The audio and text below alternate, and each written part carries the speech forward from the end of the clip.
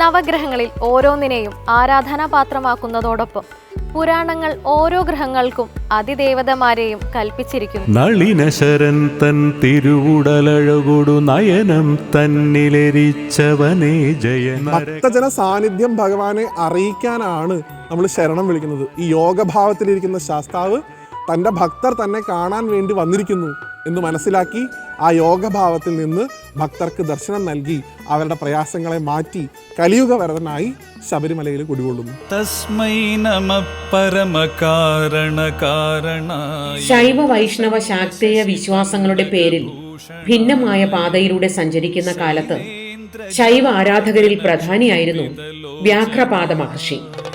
അദ്ദേഹം സ്ഥാപിച്ച ശിവക്ഷേത്രങ്ങളിൽ ഒന്നാണ് വെൺപകൽ അരങ്ങിൽ മഹാദേവ ക്ഷേത്രം.